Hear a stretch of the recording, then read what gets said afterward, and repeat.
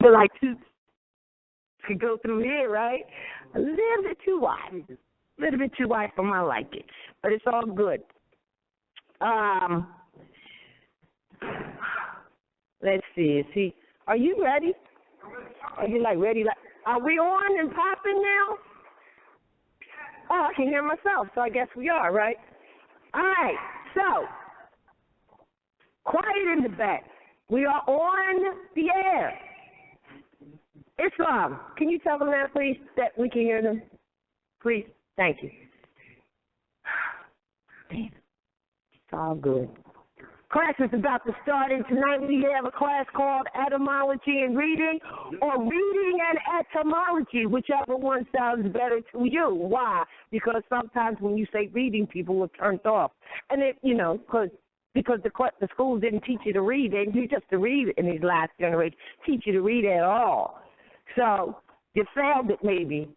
So you think, well, I don't know how to read. But guess what? Those who got A's still don't know how to read because etymology turns you off because you don't know what that is. That's the problem with that. What do you do, right? So etymon as an atom of words. Because first there was the word. The word was with God. The word is God. So every word you speak out of your mouth, man, does not live by bread alone, but every word that proceeded from his mouth. Why? Because what you say manifests your reality. If you don't know what words you're saying, you're not aware of that reality. You're manifesting, and then you're like, what happened? Yeah, it is the key. The word is the key. The word is the key. The word is the key. And for those listening, one more time I will say, I had someone who said, I don't want to sign my autograph in cursive. You know, cursive, right? Because it means it's a curse. I'm signing my autograph on the card. I'm like, hold on. If you write something, you're spelling, right? Right? So therefore you are casting a spell, right? Right? Because once you say it, that's one thing as fertilizer. But once you write it, you sealed it. It's done. So shall it be. Because you wrote it, right? The writ. So if you are writing something, you're casting a spell. You better be careful what you're writing. Now, some people call casting spells a curse, right? So then you have cursive writing when you sign whatever spell you cast, right? Now, if you're casting a curse, that's on you. Because everything you do is going to come back to you. So the question is a matter of, are you casting a good spelling, or are you casting one that's not so great because you don't know? Well, how will you know? Because it's going to come back to you. Because what you do to one, the grade you did for one, for another, it's for yourself. You know what I'm saying? So if you're casting the spell, you're spelling, you're casting a spell. If it's good or bad, that's your choice. Please sign in what's called cursive writing. And proper autograph. Please don't print, because they're trying to teach our babies to print now in all caps so that they can automatically agree to being what is indicated as a fictitious corporation. So don't let nothing take you there, because that's agents and other energy trying to take you to that place and tell you that you don't cast spells, but yet you get A's or B's in spelling. And anything you write is a spell. So same thing goes with understanding reading and etymology, right, Brother Dooley? Right. So Brother Abdullah, Talib RVBey is going to give you some elementary information.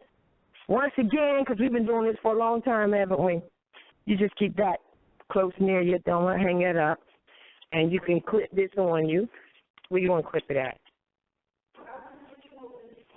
So who's on his own phone? Yeah, yeah. Are you doing it now?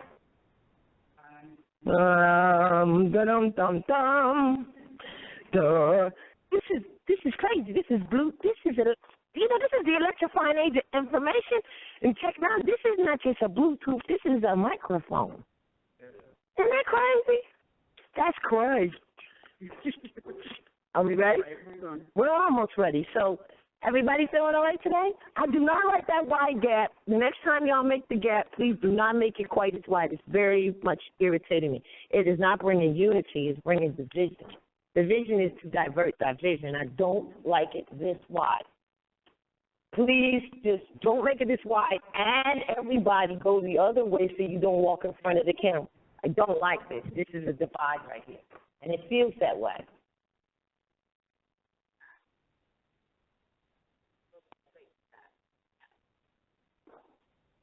Come back here. We are. If you're connected to this or what?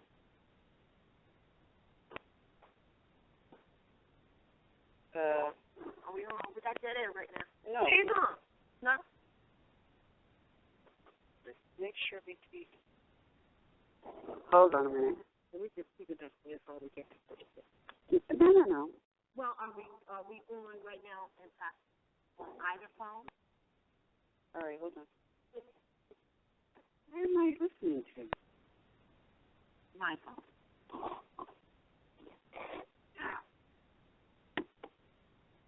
All right, we got a lot of air. All right.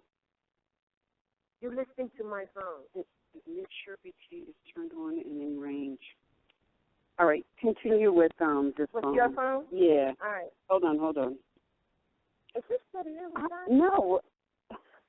Well, how is anybody hearing this if the microphone's there? Okay. Hold on. I don't know. What mic is working right now? I'm not sure because I'm hearing everybody. This is my phone and it's off. Yeah, but you're not unmuted. They hear you talking. Huh? Where's the I'm hearing you talking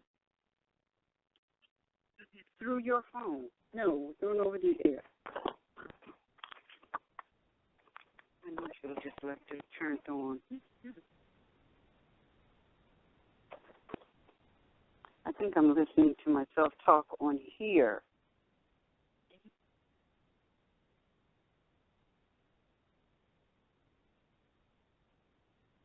You just keep on talking and I'll get I'm just playing some music. But what microphone?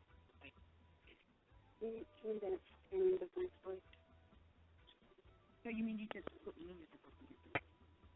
Yeah. Just hold on a second.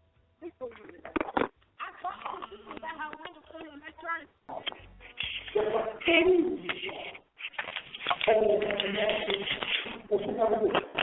So, you figuring out what's all in their constitution. I'm going to do what they don't say, right?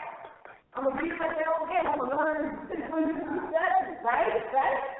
That's all. But the other thing is just when their constitution. That's what's important about enforcement. Knowing it first so you can recognize if someone else has violated. Is this on? Yeah, we're ready. Islam. Are we on the air now? We're on the air. By this microphone. I'm standing next to you. Well, why'd you give me this? Now we shall bring in, we had a little technical problem, Brother Abdullah, Talib, Mosi. I'm going to leave that.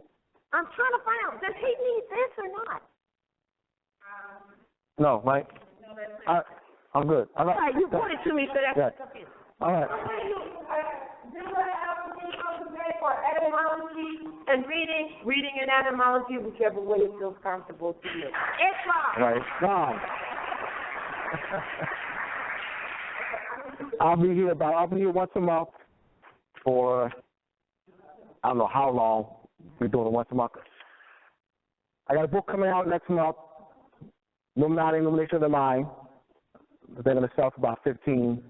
And then Moors and Masonry Part 1 should be out around June or July area.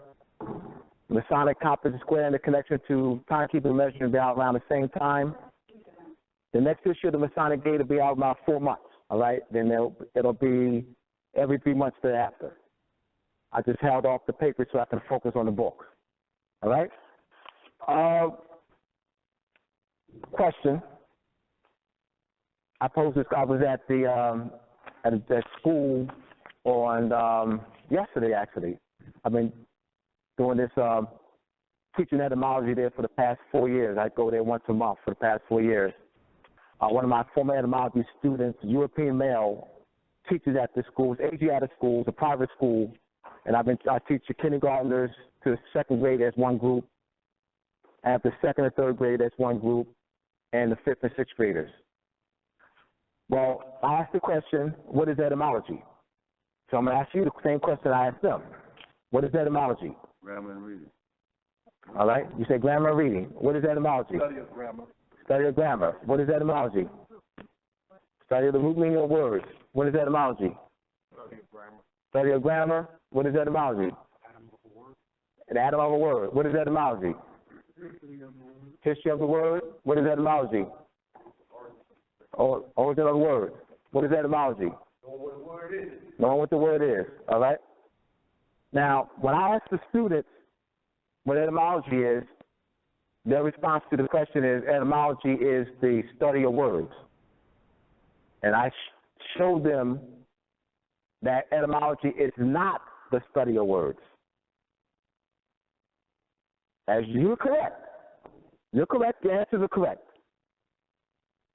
Etymology is the study of the history and origin and true meaning of words. Now, I'm going to show you the difference. Since that's what they said, I'm going to show you the difference. You didn't say that. Study of words. Study of the history, origin,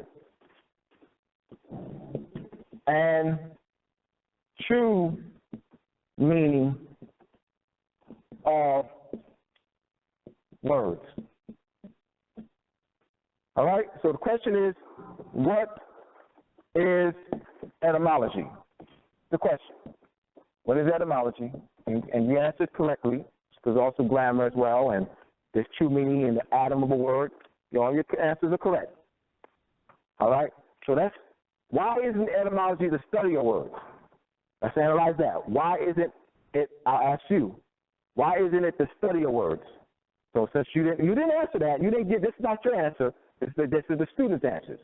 Yesterday, the fifth graders, sixth graders, third and fourth graders, this is the answer to the question, what is etymology? Study of words. Now, let's look at why is etymology not the study of words? Somebody answer that.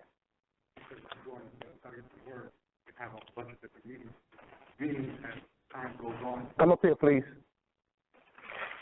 You're spot on. So I need you to come up here.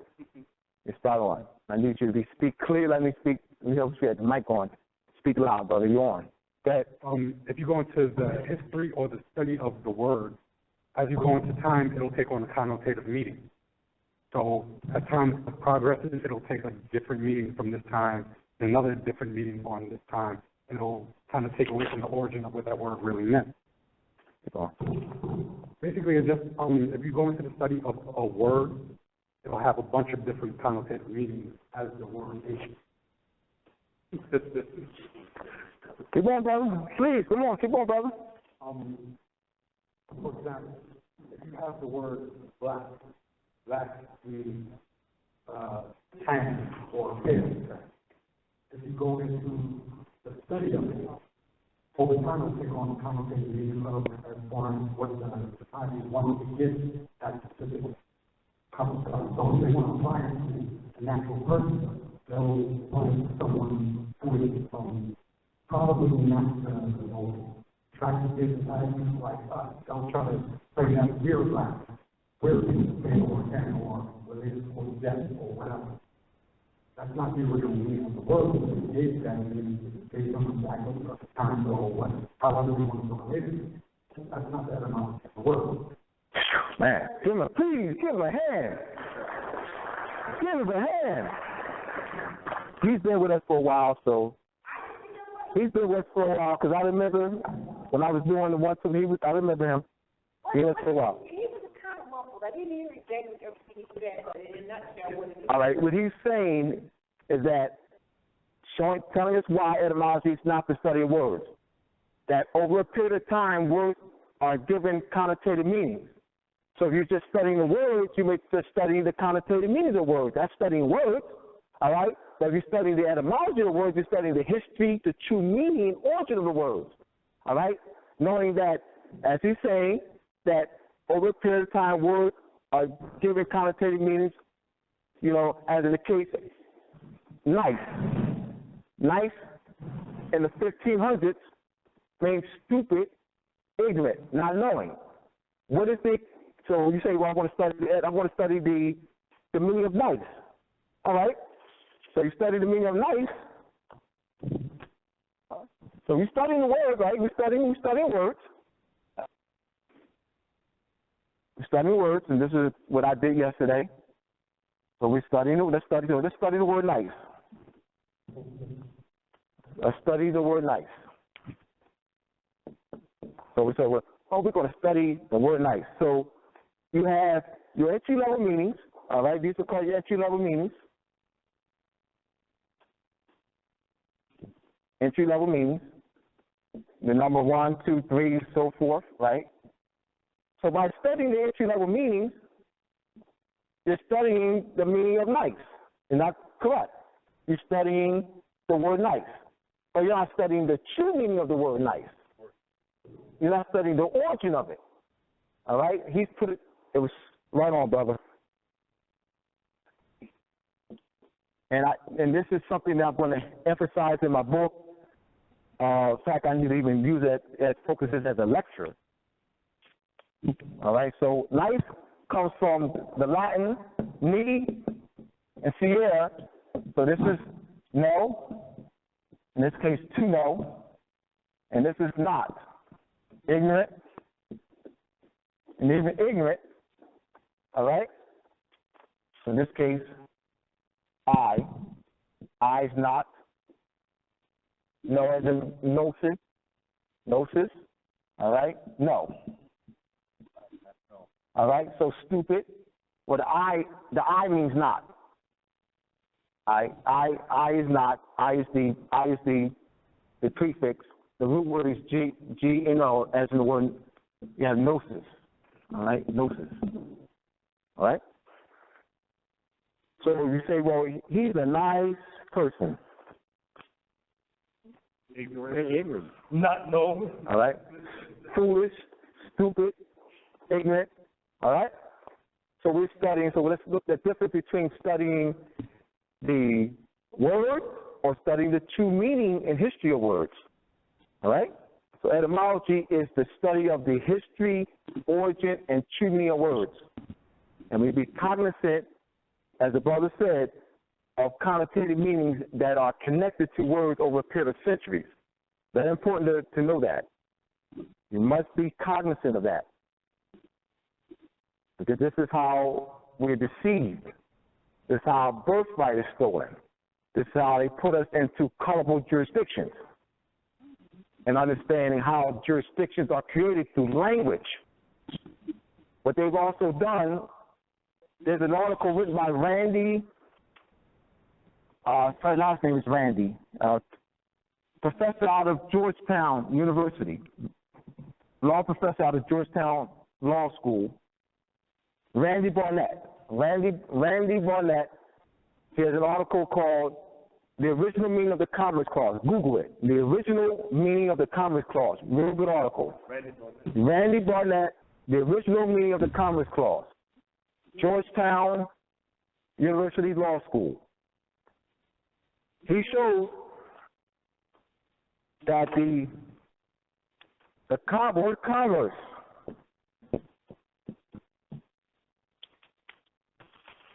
you have politics that are at play here. So you got Supreme Court decisions. You have Supreme Court judges that have a political twist to them. They have a political agenda. All right? So Supreme Court judges, particular presidents, you know, that the presidents, particular presidents, can nominate, appoint, and they're then confirmed by the Senate. Supreme Court judges are what? Nominated by the president, right, and confirmed by the Senate. So a particular president will look for a particular nominee that has his agenda. Hey, that's not law. Not law. You kidding me? You kidding me? About pushing their political agenda. All right? So there's Supreme Court. Now, in the article, he showed that one of the Supreme Court judges, Johnson, early on, he used the etymology, went to an etymology dictionary, and defined the word commerce. Merch means trade. You have merchant, all right, mercantile, all right, mercantile.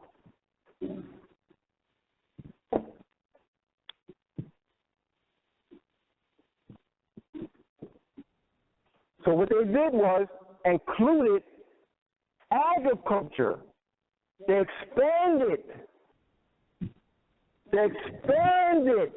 the definition of commerce, to steal your birthright. And what they showed through the etymology of the word commerce, that agriculture is not to be included into the word commerce. Should not. Exactly not. Agra, all right, field, culture, till, land, from the land. All right, not to be included into the word commerce. That's what they did. That's what these good old Supreme Court judges did. They expanded to steal the birthright. That's a political agenda. They're pushing a political agenda. So decisions are based off of the connotative birthright feeling, land definition that they created. So when you send decisions to them to be adjudicated, that's what they're adjudicating on. They're adjudicating it on the connotative meaning. Come on, brother. Come on, brother. All right? Etymology and jurisdictional linguistics. So they what? They expand or restrict the jurisdiction by creating connotative meanings. Expand or restrict based on their agenda, all right, to maintain the theft of your birthright and to franchise your rights in the name of privileges. This is what etymology, I'm showing you the importance of etymology. And hit the please, Google the article and read it. The original meaning, those who are listening to me via Blog Talk.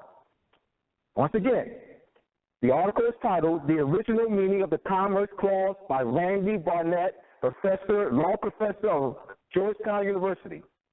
He breaks this down in the political agendas over the period of time. Randy Barnett had this position. Randy Barnett changed his position. You'll see in the article. Randy Barnett, upon reading articles by his colleagues, he took the position that agriculture was included in the word commerce. It was not until Randy Barnett read the Federalist Papers and the minutes from the Constitutional Convention was when he changed his position. And Randy Barnett mentioned in his article that his colleagues did not take that approach. His colleagues did not read the Federalist Papers and the minutes from the Constitutional Convention. When Randy Barnett took that position, he changed. So that's what the original meaning of the Commerce Clause. This is huge. This is huge. Because they now govern the naturalization under commerce. They now govern agriculture under commerce. revenue under commerce. So they expanded. So simply by what? Expanding the definition to include agriculture, they're still in the birthright. And decisions that are adjudicated are based off the connotative birthright still definition. Good old Supreme Court. Yeah, right. Yeah, right. That's political, y'all. Don't get fooled, y'all. It's political. Let me give you another one.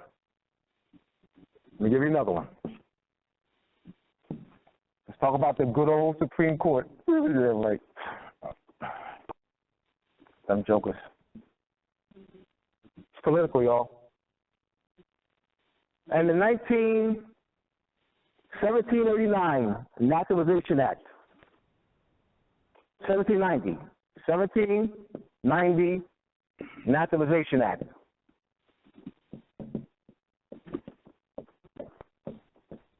For the term free white person. Free white person. All right?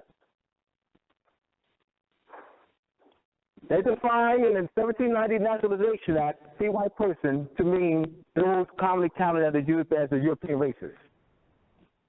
And what they did, what the Supreme Court does, is that they will adjudicate based off the definition that's applied in the 1790 Naturalization Act, but determining who can be a citizen and who cannot. They have Supreme Court decisions,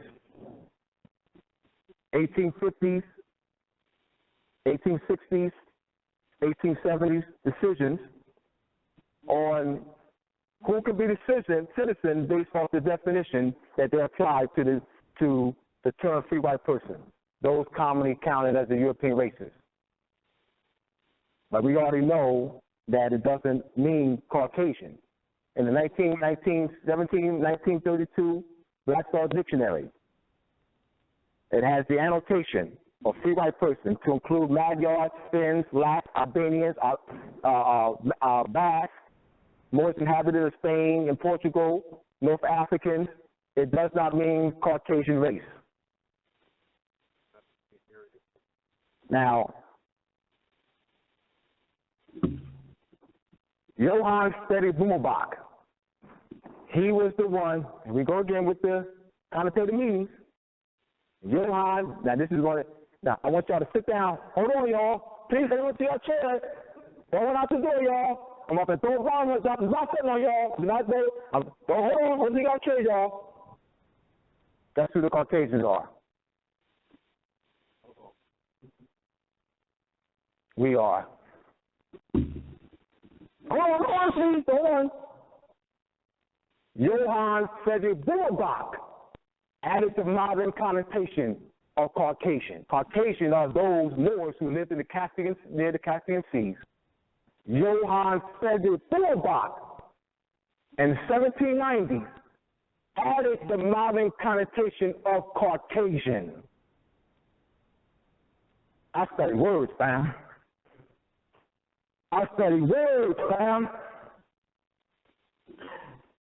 That's how the modern connotative meaning of Caucasian came about. Johann Frederick Boomelbach, look it up, a German anthropologist. He's one of the fathers of the modern race paradigm. Johann Frederick Boomelbach, Francois Bernard, and Carl Linnaeus are the fathers of the modern race paradigm. They're the fathers of the modern race paradigm. The definition that they apply, that's applied to race today in the race and ethnic standards of federal statistics and administration reporting and the Census Bureau came from them. What they did was they classified the human family based on 4 constructs: skin tone, facial features, which is phenotype, hair texture, and craniology or brain size. Carl Linnaeus in the 1750s He was the one that came up with the official scientific classification, not scientific, political classification of black, white, red, and yellow. His protege, Johann Talib, the German anthropologist, added the fifth fact down. Brazil uses all five today in the census in Portuguese. They use the Portuguese words for white, black, red, brown, and yellow in the census today. That came from them. Where'd that come from? You had a yellow man. That came from them. It's birthright theft. Birthright theft. What's the origin of these paradigms and how they're using it politically to steal our birthright. It's not innocent. Our people have no clue. What does race mean, Congress.com will be up in about a month. That petition that I talked about a month ago will be on that site, my new website, another website, what does race mean, Congress.com. I got somebody already working on it. I got a petition, an open letter, and a petition with questions and everything. What they do in the census, they classify every nationality on the race code. Every nationality. Every nationality is classified under a race code. 01, 02, 03, 04, so forth. Congress, what does race mean? Is Mexican a race or nationality? Is Chinese a race or nationality? Is Moor a race or nationality? Is Czechoslovakian a race or nationality? What does race mean, Congress? I want Congress to answer, not you. I don't want you to answer. What does race mean, Congress, in the Race and Ethnic Standards Federal Statistics Administrative Reporting? What does race mean, Congress, in the census? Because in the 1970, 1980, 1990, 2000, 2010 census, Congress had the race question, and they listed after election nationalities. It's not innocent, y'all. It's not innocent. Birthright theft. Birthright theft. All right? So that petition, it'll be, you'll be able to go on the site and just put your information in. It'll be unlimited numbers of people. So we're looking to have a couple 100,000 or so people who actually going to be pushing it. We'll be pushing it. All right? I mean, we'll put the article in the paper, another paper, put a paper with 100,000 copies, and we'll be pushing it big time. Big time. All right? So that's, I just want to move on from that. When you say race, you're talking about the super race. No, brother. I don't want your definition. Brother. Yeah. Oh, I'm sorry. All right, Samuel, brother. He's the one that implemented the race and ethnic standards. He's the one, all right. Get on him, y'all. Get on him. He's the one in 1977. He's the one in 1977. So he's the one in 1977 that implemented the race and ethnic standards for federal statistics and administrative reporting. Are you the one that administrated? What does race mean in that federal statute? No. You talking about the? No, you sure it means that inside that federal statute? Should be. No. And that federal statute means that. One race, you got the human race. That's dealing with race, that human race. But more. So Congress. So Congress. So in the census, nationalities are listed under the race question. So does race and nationality have the same meaning? Race and nationality, yeah. Sure. Race and nationality have the same exact meaning. Right. All right.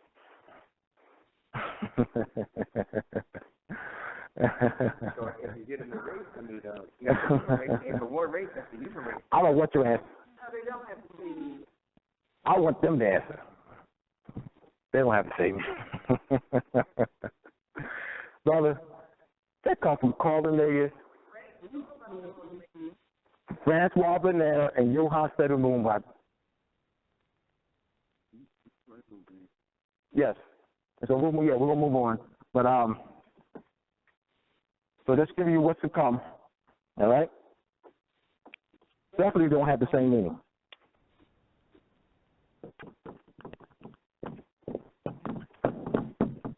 right? Francois been there in the 1600s. Carl Linnaeus, a Swedish naturalist. He wrote the Natural Selection in 1752. Carl Linnaeus, Johann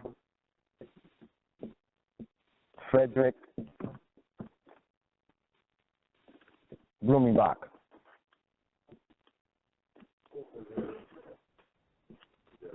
French, Francois Bernard, French, Carl Linnaeus, Swedish, and Johann Frederick Blumenbach, German. They're the fathers of the race paradigm. These are the fathers. These are the fathers. I'm showing you that they don't have the thing. They are the ones. The definition that people use, that millions of people have been indoctrinated to use today, they are the fathers of it. They are the ones that came up with this, like they use 4 classifications. And once again, to classify the human family based on skin tone, facial features, craniology, which is brain size, and phenotype. That came from them. That's what they're using today. But people are not aware of it, that's all. They just, race, black, race, brown, race, yellow, race. That came from them. How do you get to say black, red, yellow, brown? Well, how did that come from? Them. Everything has an origin. It came from them. Portugal uses all 5. Black, brown, red, yellow, and white. And the senses, all 5. And they use what? Skin tone.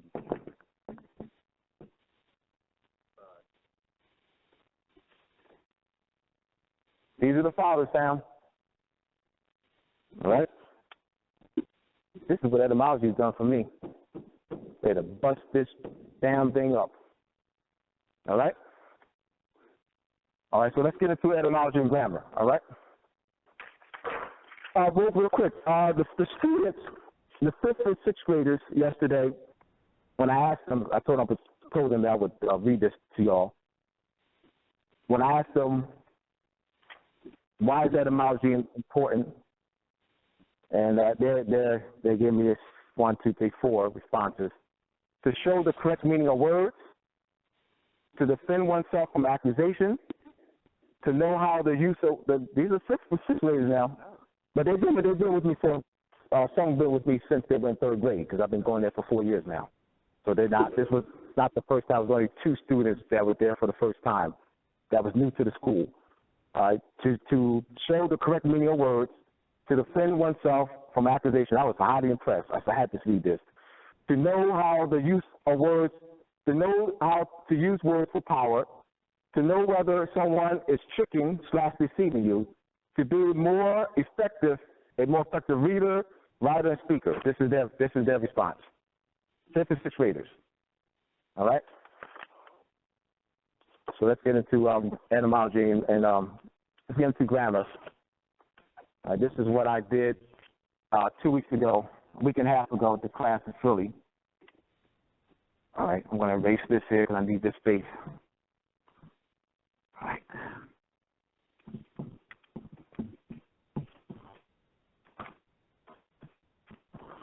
All right. Those who will be listening, so I won't have to do describing with this. Determining the meaning of words. So we have the 5 W's and the H. So we're at the 5 W's and the H. All right? Who, what, when, where, and why, right? And we have the H. I'm going to move this over.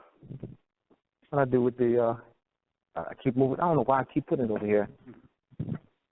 All right, so here, how. H, how. So we're going to use this in reading. We're going to use this in reading. We'll show you. All right, here we go. First sentence. is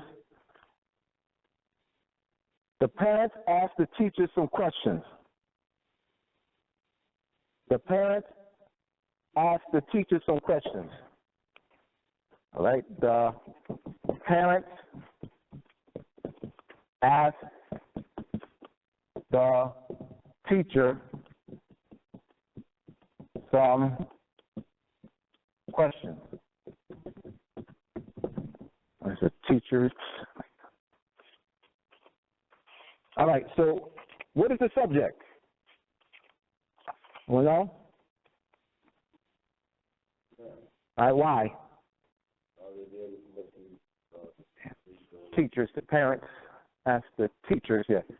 All right, why is parents the subject? So they have questions for the teacher. So who? All right, answers the question who? It answers the question who? Who? Identify. It identifies it. This is a noun. Yeah, that's correct. Now, so I just want to, I don't, just so people can be clear. And the reason why he don't say describe, because it's not an adjective. All right? You say identify because it's a noun. All right? So it identifies who, answers the question who. Who asked? Who asked the question? All right, good. Now, this may be basic, but I'm telling you, this will take you a long way because we're going to expand on this. We're going to expand on this, and you'll be surprised how many people don't know this. All right? The parents ask the teacher some questions. So, parents, subject. All right? Parents ask, what did the parents ask? Questions. So, questions is the direct object, and answers what? What did the parents ask? All right? What did the parents ask? Who? Who asked the question? Who asked the question? Parents. What did they ask? They asked questions. To whom did they ask questions? To whom? So teachers answers to whom? To whom did they ask questions? Teachers. So parents ask what? Questions. To whom? Teachers. All right? Let's expand this. I won't have to erase that only because of space. So let's expand this.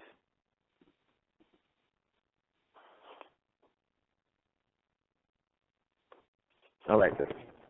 All right, the next sentence is the children's, and I'm going to read this for those who are listening, and I'll write it down. The children's parents asked the elementary school teachers some very specific questions about the textbook. The children's parents asked the elementary school teachers some very specific questions about the textbooks. I'll read it again. The children's parents asked the elementary school teachers some very specific questions about the textbook. All right, write it down. You know what? Let me erase. I'm going to erase all this so I can have space. I need this top space. So I'm not going to put. Yeah, I need that.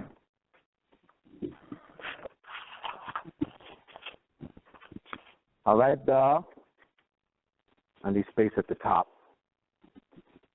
That's what I need. The children's parents asked the elementary school teachers some very specific questions about what? The textbook. Textbooks. All right. All right, so now we expanded this. Got more detail. Right? So parents, you know, parents is subject. Parents ask the verb, ask what? Ask questions. Direct object.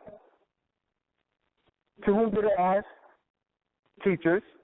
Indirect object. All right.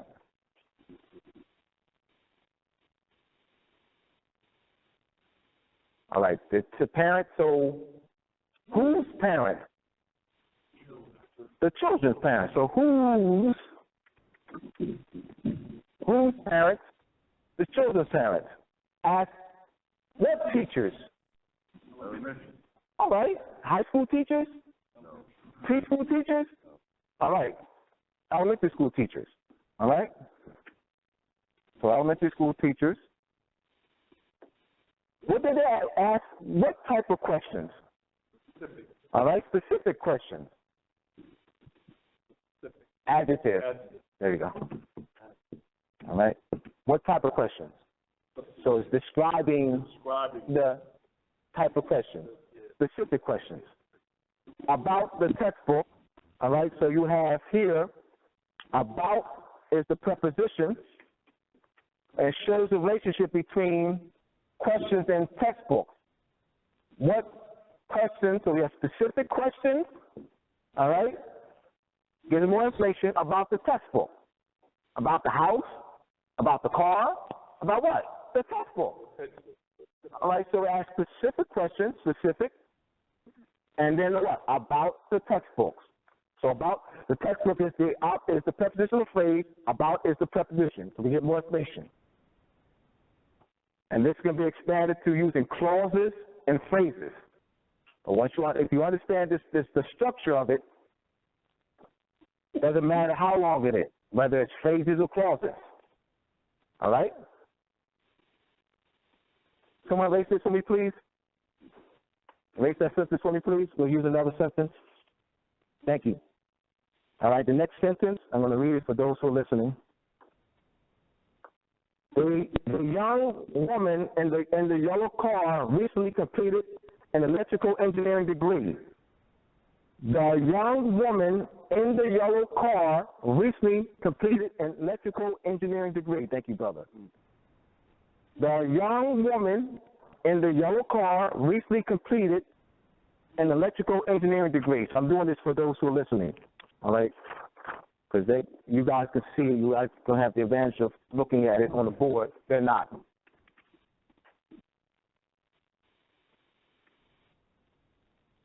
All right. The young woman in the yellow car recently completed an electrical engineering degree. All right. All right. Who, what, when, where, why, and how. All right? Keep those in mind. The young woman in the yellow car. All right, so what's going on in the sentence? Who or what is this sentence about? All right, young woman. All right, so what type of woman? Young. All right.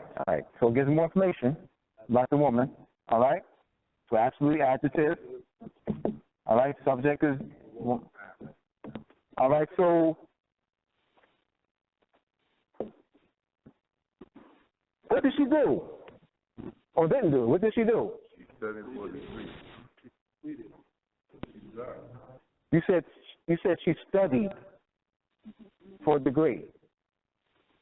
You said she studied for the degree. I need you to read the sentence, brother. I need you to read the sentence. Yes. Because you said she studied means what? Doesn't mean that she completed. Right.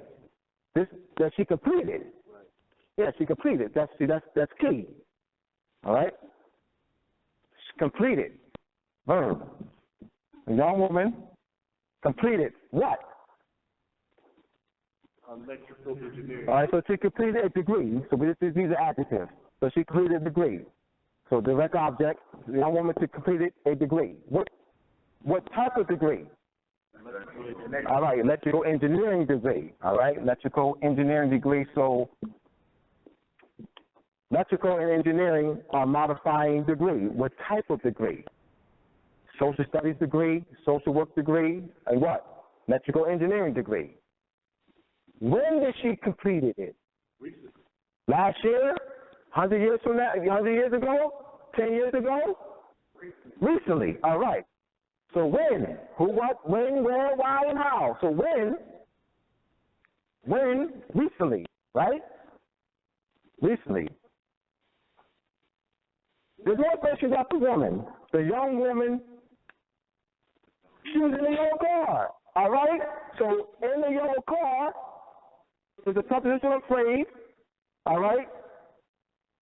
All right? The preposition in prepositions show relationship. It shows relationship between woman and car. Give us more information about the woman. The young woman is right, so this is true. She said that, in a yellow car. Young woman is in a yellow car. A young woman in the yellow car. Blue car, red car, she's in a what? Yellow car. Is she in the house? All right, is she in school? She's in a what? Yellow car. Good. Mm-hmm.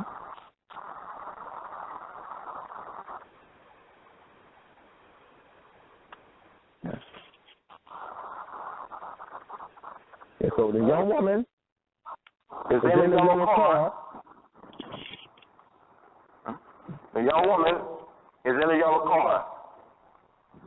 She recently completed the engineering degree. All right. So let's continue. I hear this. All right.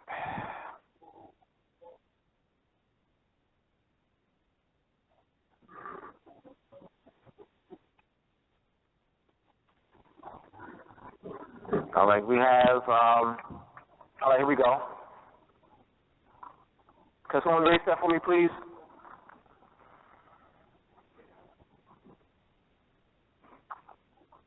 All right.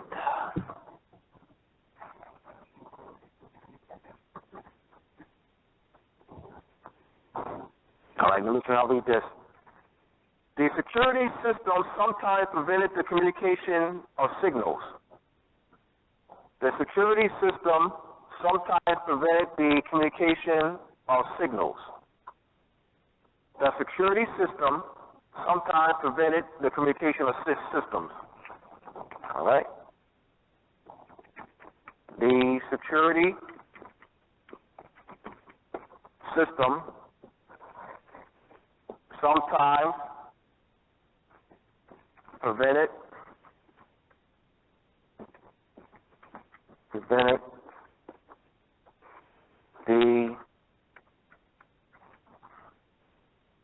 the communication of signals. All right, what's going on in this sentence? Pick up the who, what, when, where, why, and how.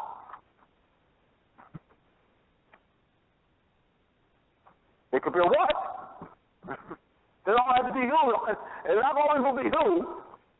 All right? It could be a what. All right? Who or what is this system about? All right. Security system. So it's out. So we have system, subject. What type of system? Security system. Adjective. All right? What's going on? What's going on with the security system? Prevent it. All right? Prevent it. So prevent it. Prevent it what? All right, prevented communication. So direct object communication. What type of communication? Of signals. So of signal is the preposition. Of is the preposition. Signal is the object of the preposition. All right? So we have here, of is showing the relation between communication and signal. All right? Prevent it. We have something else going on. Sometimes. Prevented. Sometimes. When? How often? When or how often? Right. So when or how often? We look at when here because that's one of these. So this is an adverb. Like I said, we can expand this to phrases, clauses. They can be expanded to 100 words, 75 words. If you understand the structure. All right? So we get into noun clauses, adverbial clauses. Adverbial clauses of time, place, manner, degree, reason, person, purpose, cause. All right? Prepositional phrases. You have adjective clauses. You have infinitives, gerunds, participles. Expand the sentence. Okay, how does it work? How does grammar work? Grammar and reading, grammar and writing, grammar and speaking. How does it work? Do you find this useful? The class in Philly loved it. They was blown away. They was all fired up. They was ready. All right. Questions? If I go on.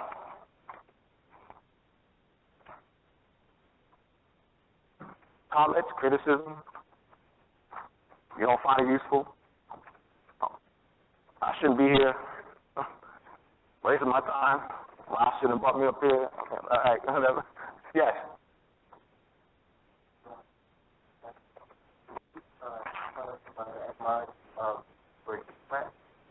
Well, let me stay on this. Let me stay on the grammar, and then let me stay on the grammar part of it. You can go to the etymological bracket. You can Google the etymology of diplomat, too. All right. But let me stay on the grammar. Questions about.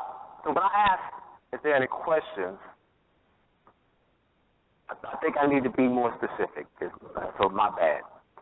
Are there any questions about what I'm presenting up here on the board? Let me be more. All right. Yeah. So only because we want to stay focused. Because what happens is you go off. Stay focused on this. All right. Maybe you're next. Hmm?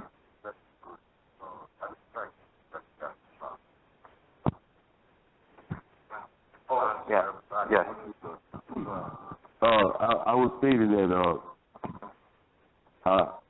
I forgot this practice after a while, and I believe because of that, I succumbed to a lot of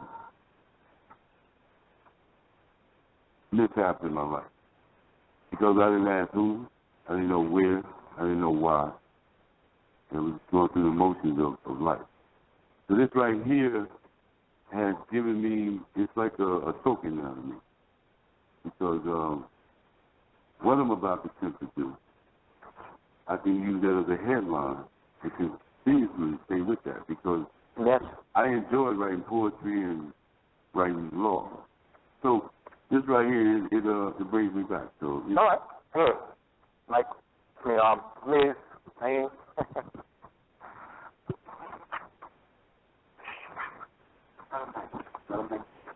Oh, this is not on. That's not on though. That's not gonna help you, brother. Good. As you're writing these sentences, so the question I have is, for every sentence, there's certain parts of speech that must be included in every sentence. Like you're doing the parts of speech, adjectives, adverbs, verbs. Now. Now, yeah. Yeah, now. So is there something that must be included? Like when people are trying to complete thought, are there certain parts of speech that must be included in every sentence? Just the noun and the verb. Just the noun and the verb. Answer the question, noun and the verb. I'll give you an example. She runs. That's a complete sentence. Or I can say, run! Run! What's the subject? Run. What's the subject? It's implied. It's you. You. It's implied. You It's you. implied you. Yeah, run. That's a pre-sentence. Run. That's a pre-sentence. You understood. All right. Yes. Subject and verb. That's it. Subject and verb. Run. So as you were writing the sentences, I'm not sure if you're going to get to it. I thought about something that might be helpful for people to understand where the subject and the verb is.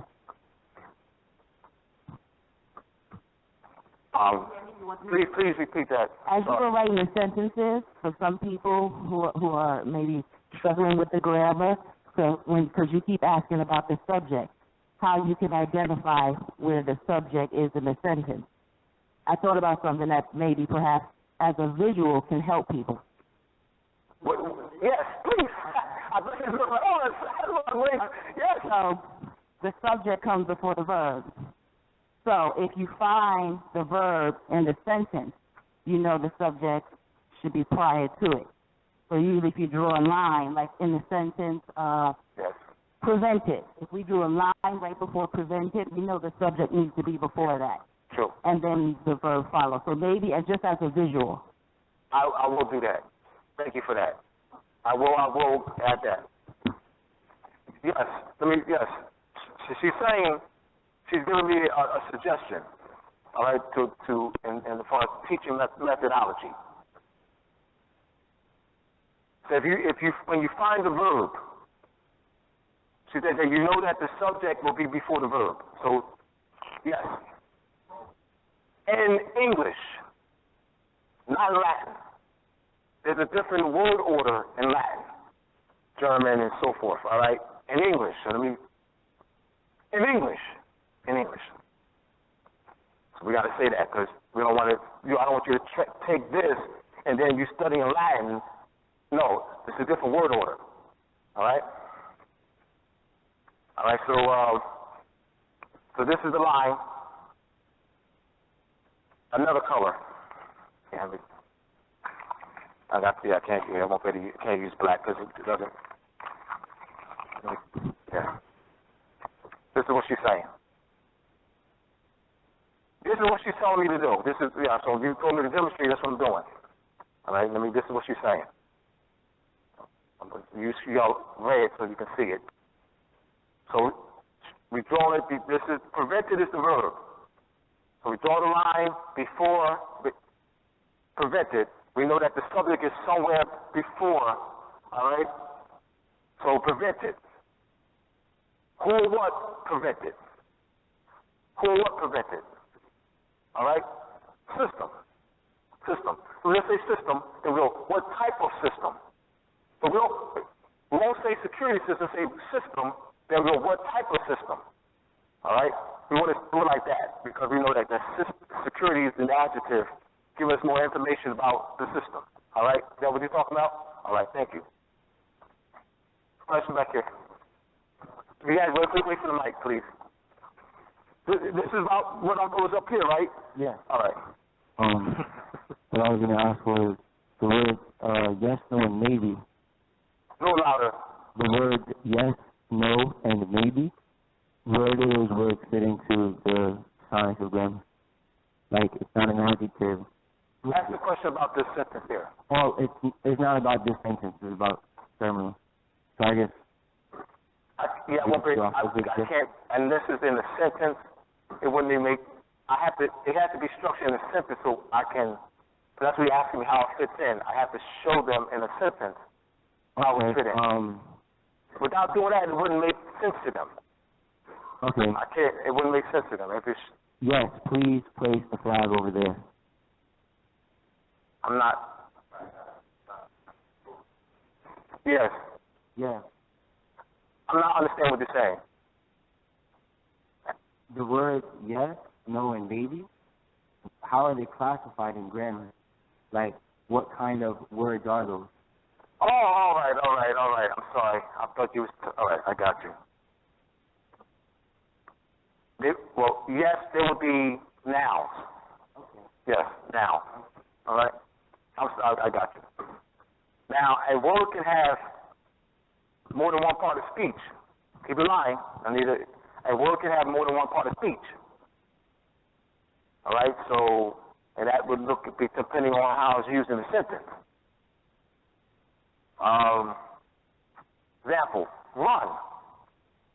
Run. That's what? Verb. She had to run in the stockings. What part of speech? She has a run in her stocking. She has a run in her stocking.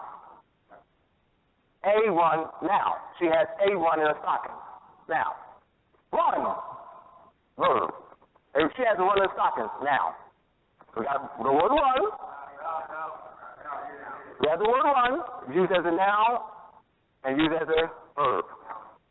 All right? All right? But hold on for the minute. So those three words are exclusively yes, no, and maybe noun? No, well, maybe would be a verb. He may go, well, we have maybe and or maybe. So you have maybe or may be as a verb phrase, may and then be. Are you talking about that, or may be as one word? Part of the reason I brought it up was just because of that word maybe kind of being present in English but not in other languages in terms of like how it functions, what it is, kind of like a gray area. So that's why I was asking about yes and no, because I thought that maybe if you can give me clarity on that would give me clarity on maybe as well. I'm not understanding what you're saying. I hear what you're saying, but I'm... Yes, please, take it. Yes. Okay, I think Hold on one at a time. One at a time. So, go ahead. Are you coming over tomorrow? Yes. You understand that you can be there today? No. Can you pick it up for me? Maybe. Oh, that's what you're talking about? I'm asking you, is that what you're talking about? Well, you can only answer. You're the only one in this whole room that can answer that. You're the only one in this whole room. You're the only one that can answer my question. Is that what you're talking about? I can't go to her. I can't go to him. I can't go to him. You're the only one that can answer the question. Is that what you're talking about? Unfortunately, I feel a little... I can't look to somebody else. I got to look to you. Right. Those are three sentences, so I don't really know if I can't say if that answers my question or if that answers your question because I didn't really understand. All right. Tell you what, we're going to move on. We'll talk later. We'll move on. We'll talk later. All right. Any other questions? Yeah. You got a question? All right. Got a sentence.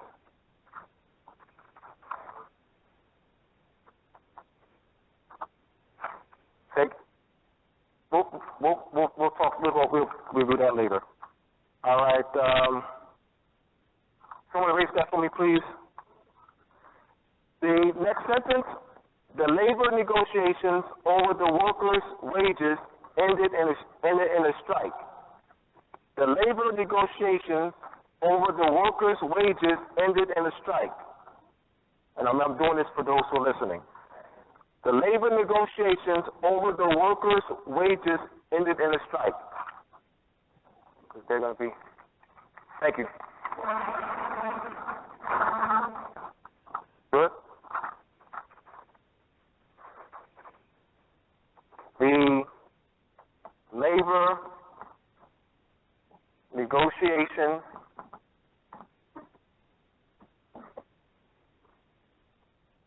over the workers' wages ended in a strike. Now, what's going on in this sentence? That's T. What's the subject? No, I'm struggling around.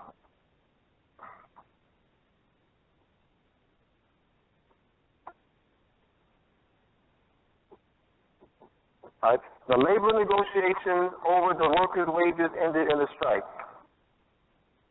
Ended in a strike. All right.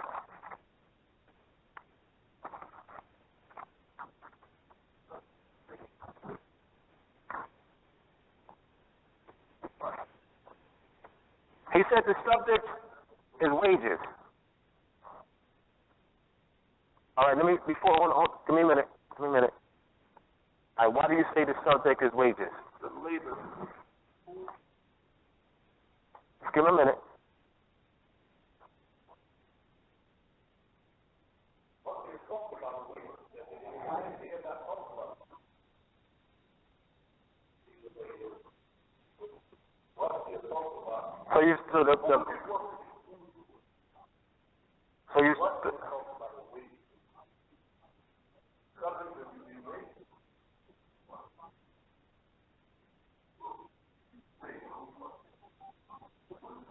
The labor negotiations over the workers.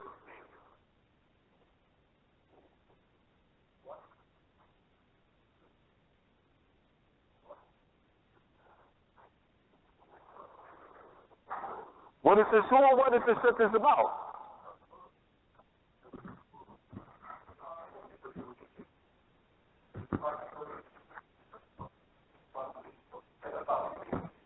All right. Negotiations is the subject. The labor negotiations over the workers' wages. The labor negotiations did what? What happened to the labor negotiations? What type of negotiation? Labor. All right, so adjective.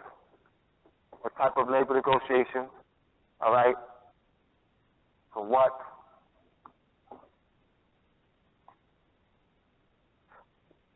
What ended in a strike?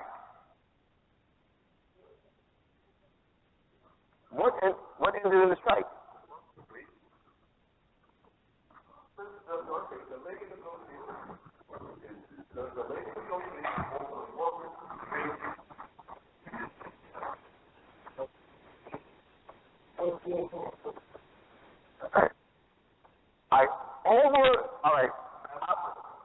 All right. Let me help you out. Over the workers' wages is a prepositional phrase. What type of? It gives us more information about labor negotiations. It could be about other things. All right? Labor negotiations about working conditions, better working conditions. In this case, gives us more information. Labor negotiations over the workers' wages.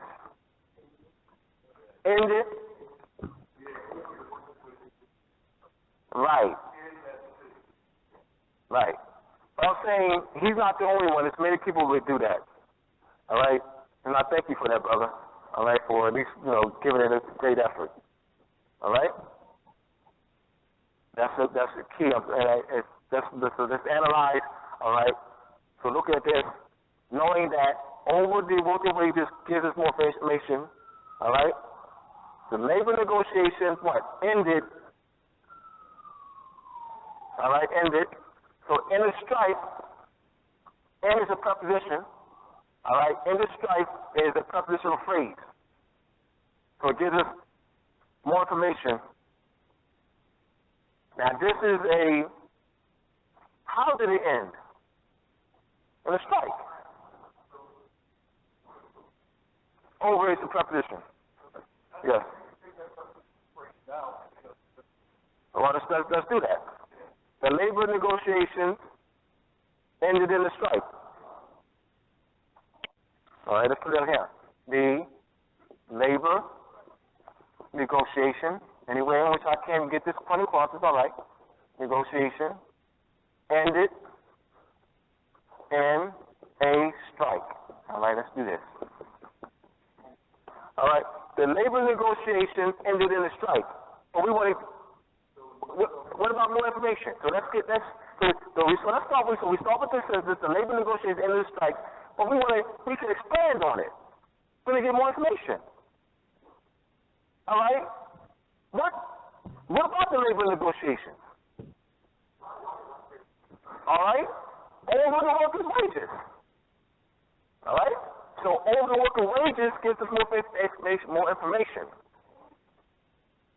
This sentence is fine, the labor negotiation and the strike, but we want more information.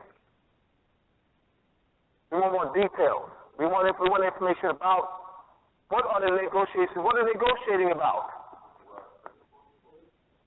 There you go. They're negotiating about the workers' wages.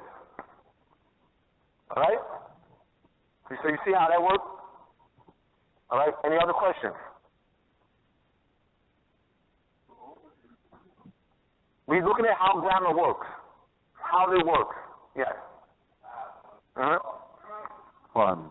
Now, I hope this is relevant, but maybe you can elaborate on this a little bit. Whereas etymology and context, right? Like you can have one word that means different things. Maybe you could go in on how etymology never really changes the word, or does it? Like if I say, Brother Dooley, can you state your claim, right? And if I say, well, I might be visiting another state, it's the same word, it's a different way. When does context ever change etymology is what I'm asking. All right, great question. We're going to go back to him with that, and I want you up here with me when I answer that. So let me finish the grammar. I'm going to finish this grammar. I want you to ask the question again, and I'll go right into it. That's an excellent question. That's the heart of what I teach. That's an excellent question. Excellent question. Let's go back to Randy Barnett. We're going to go back to Randy Barnett. All right, we'll go back to Randy Barnett. We'll go back to you. Go ahead to your question. So let me continue with this. This is very important. Very important. Very excellent. That's the heart of etymology, that question. The heart of it. Questions? Thank you for that. We're definitely going to go back to that. If you can't, we'll have a question next. Run through this. All right, do I have another sentence? So we're going to spend time. We're going to go back, just pretty much review what I said earlier. Yes, please.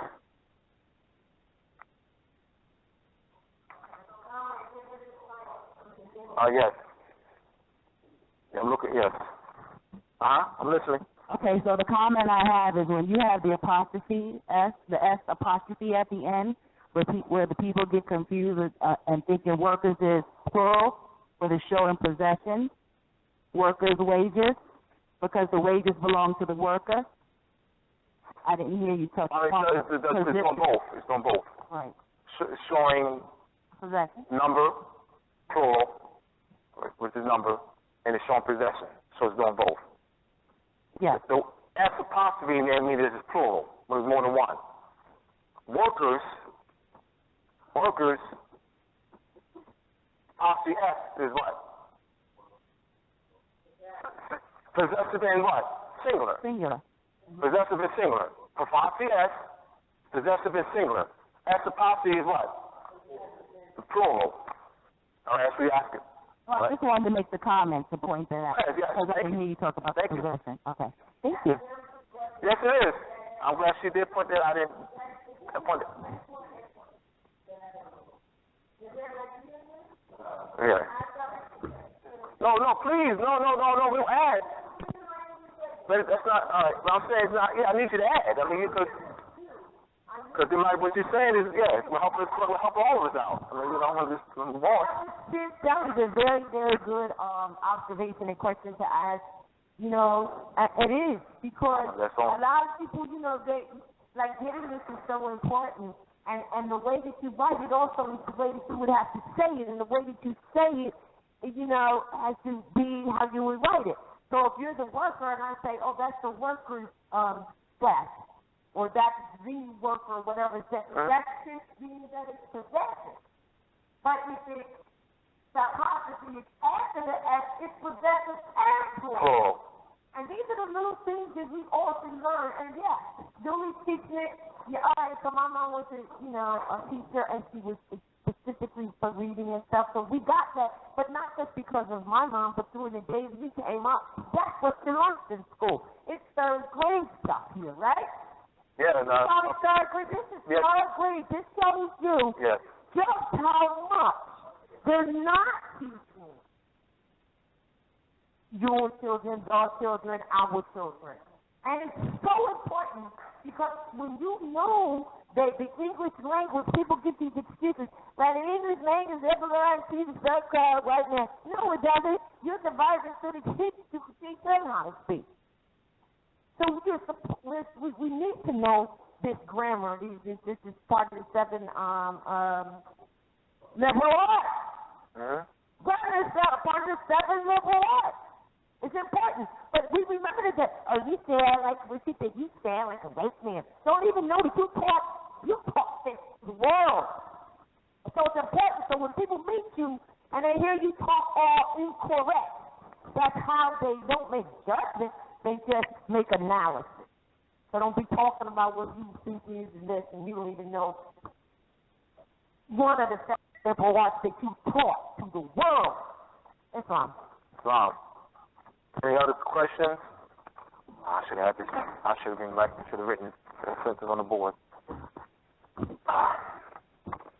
You're gonna do another sentence, and then what time is it? And don't feel bad. What time, right? All right, that's fine. Good.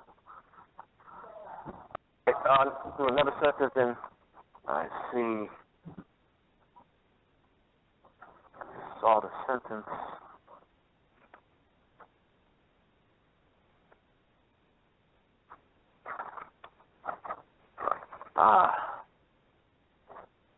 What does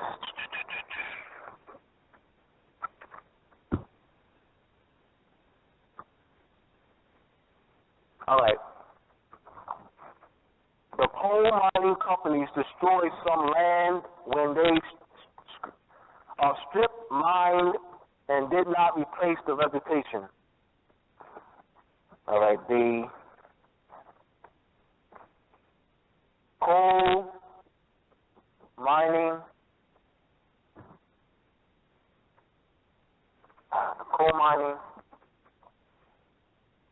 companies destroyed some land. Coal mining companies, kind of like fast here, destroyed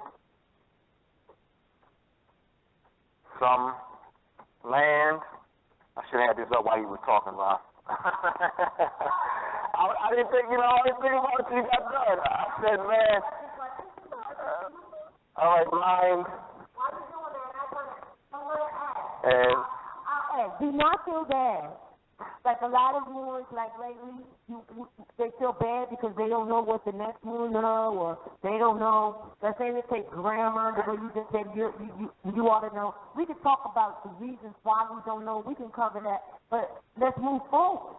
Don't feel bad because you don't take this opportunity to learn it without giving the excuse that it belongs to the so-called quote-unquote white man, because it doesn't.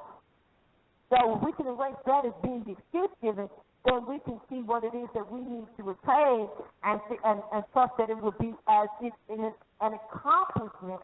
And then once you get to that level where you've accomplished it, then and only then can you go to the next level. It's like going on steps. Everything is degrees of learning, and everything is one step, next step, but in front of the other. That's how you make steps. Baby steps, or otherwise it's still a step.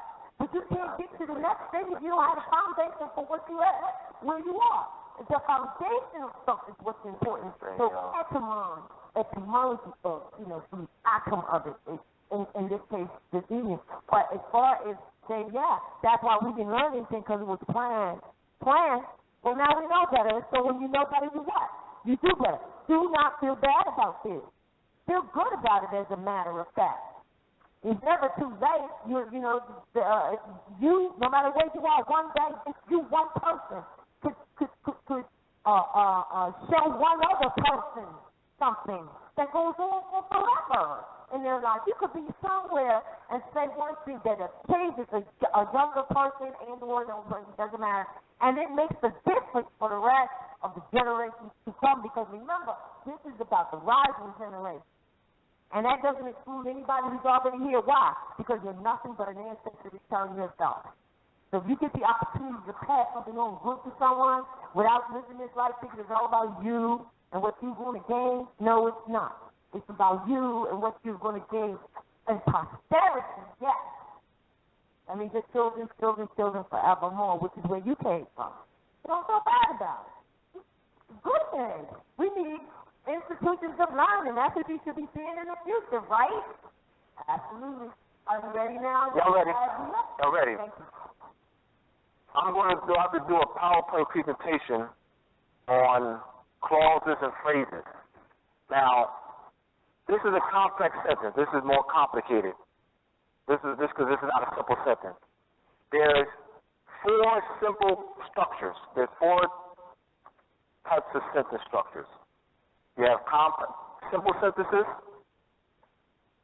compound sentences, complex sentences, and compound complex sentences. There's a 4 sentence structures. Once again, simple sentences, compound sentences, complex sentences, and compound complex sentences. This is a complex sentence. A simple sentence has 1 independent clause. A compound sentence has 2 independent clauses. A complex sentence has 1 independent clause and 1 or more dependent clauses. A compound complex sentence has 2 independent clauses and 1 or more dependent clauses. That could be a complex sentence, could be 100 words, 75 words, 85 words, 150 words. Compound complex could be 150 words, 200 words. All right? So this is a complex sentence, which means it has 1 independent clause and, in this case, has 1 dependent clause. This has 1 independent clause and 1 dependent clause. I just need to do a whole class on this because they actually do a series on this. All right? I saw this sentence. I said, let me just give it a try to explain it. All right? The coal mining companies destroyed some land when they strip mined and did not replace the vegetation. All right? I'm just going to ask the question, what is the main clause or independent clause? Main clause or independent clause?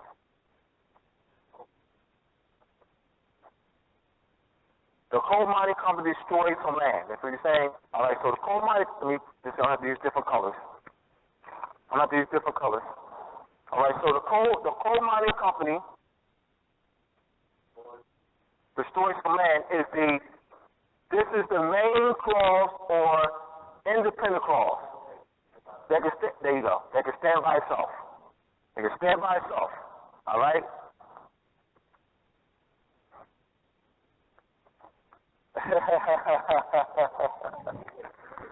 All right, so I'm going to, all right, in blue, I'm going to circle when introduces the dependent clause. This is a dependent clause. This is an adverbial clause of time. There are 10 semantic classifications of adverbial clauses. Time is one of them. This is an adverbial clause of time. So we have time here. We have some element of time. In this case would be point in time. All right? So when they stripped mine and did not replace the vegetation, you also have a compound verb here. You have stripped mine and did not replace, or did not would be the adverb of negation. Adverb of negation did replace, did not replace. All right. So let's look. So what's going on in this sentence? Let's start with the main clause. The coal mining companies did destroy some land. What's the subject? The subject in the main clause. Because you also have the subject in the adverbial clause. What's the subject in the main clause? Companies. Companies, good. So companies is the subject. Who destroyed? Well, the companies. Companies. So that's what? So that's a company. What? In that case, what? What type of company? That's why I stopped you there. We don't want to say coal mining company. Then you go into a company. All right, coal mining company. Because it gives us more information about the company, right? Coal mining company. Did what? Destroy. They say destroy. All right, stop there. Verb. What did they destroy? What did they land? Subject. A lot of land. Some land. All right, some land. All right. So this is what they call you have what's called pronouns, indefinite pronouns. Indefinite pronouns, few, several, many, some are indefinite pronouns, and there's others. All right, definite pronouns. All right, so some land. All right. Let's look at the dependent clause. What's the subject of the dependent clause? They. All right.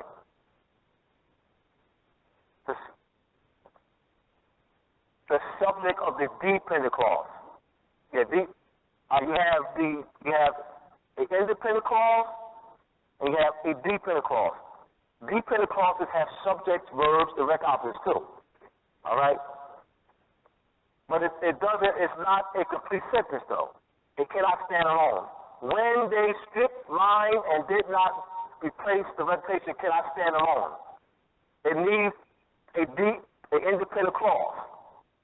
All right? It cannot stand alone. When they stripped mine and did not replace the vegetation, they what? Strip mined. What? Vegetation. They did not replace. All right, so they what? They strip mined and did not replace the vegetation. All right? It's just repetition, you know, just the hundreds of these, you know. Any questions? This is just a matter of doing more of them, that's all. This is a complex sentence. It has, based on the definition, complex sentence. A complex sentence has one independent clause or one or more dependent clauses. In this case, it has one dependent clause. It could have five. We have five of them. All right? Or the dependent clause or, all right. Mm-hmm. Yes. The coal mining companies destroyed some land is the independent clause. Yes. I just have to do a PowerPoint where I can just show lots of sentences. All right? All right, so we're going to go to your question. All right? Let's move to your question again. All right, so we're going to ask your question again. All right. So my question was based off of this. Is there any time where context supersedes the etymology of a word? As an example, if I say, Dooley, can you state your case? Or if I say, hey, Dooley, can we travel to another state, for example? Is there ever a time that context supersedes the etymology of the word, even in usages in different ways? Excellent question. All right, excellent question. Definition is the basis of law. Definition, it must be a fixed word. Words must have, write this down. Excellent question. Please, can you write this question down for me, please, someone, and give it to me? Somebody, a separate sheet of paper. Please state your question. Ask your question again. I need you to write his question. Think slowly. I want them to write the question down. I need it. I need his question. No doubt. I need his question. Somebody out there, somebody, raise your hand. Raise your hand, somebody. You'll be one.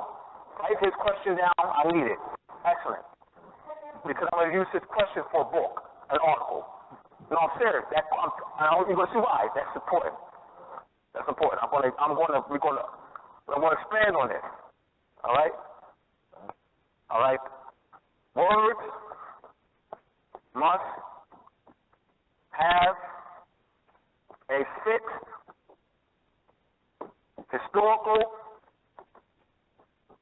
write this down, and ascertainable meaning. Otherwise, it's not law. Words must have a fixed historical and ascertainable meaning. They can't, well, in this statute it means this. In this statute means that. In this statute means this. In this statute, that's not law, y'all. That's the game they're playing. They learned that game in law school. That's a game. All right? The context doesn't change the meaning. A dollar is a dollar is a dollar. This is what Randy Barnett. Read, once again, the original meaning of the Commerce Clause. Please read that. By Randy Barnett. Very important. How did they solve that? They went to the etymology of the word commerce. And based on the etymology of the word commerce, agriculture has nothing to do with that.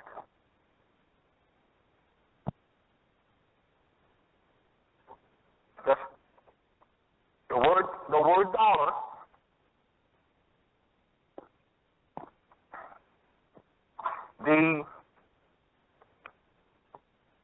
the Moorish meal,